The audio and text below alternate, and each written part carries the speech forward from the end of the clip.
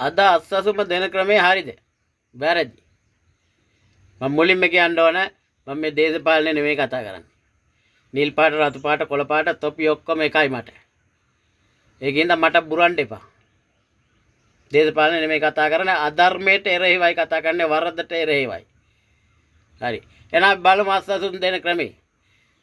අද හොඳට දීපල ගේ දොර වතු පිට ඉඩ කඩන් තියන අයට අස්සසුම දෙනවා. සමහර අයට. මේක හරිද? වැරදි. ඒ විතරක් නෙවෙයි ග්‍රාම සේවක වසමක් ගත්තොත් ඒ ග්‍රාම සේවක වසමේ රාජ්‍ය සේවකයෝ කී දෙනෙක් අස්සසුම ගන්නවද? මේක හරිද? වැරදි. මේවා නිවැරදි කරපියා පාලකයෝ විදියට. නැත්තම් තොපෙන් වැඩක් නැහැ. ඒ විතරක් නෙවෙයි මට හොඳට මතකයි මම පොඩි කාලේ කූපන් කාඩ් එකක් දුන්නා සම්පකාරයෙන් බඩු ගන්න. අන්න එදාට ගෙදර ඉන්න බල්ලා පවා සතුටින් ඉන්නවා. අද උඹලා අස්සසුම දෙන ක්‍රමය හරිද?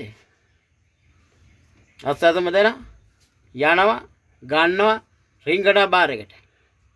එදාට බාර් පිරිලා. තොපි අස්සසුම දෙන්නේ බොණ්ඩනේ.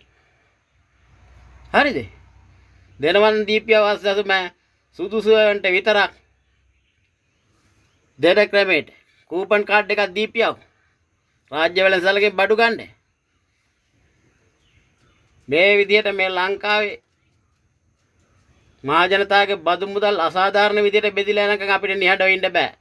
මේවා නිවැරදි කරපියව. 100% මේවා නිවැරදි කරපියව. නැත්තම් පාලක වෙඩිය තොපෙන් වැඩක් නැහැ.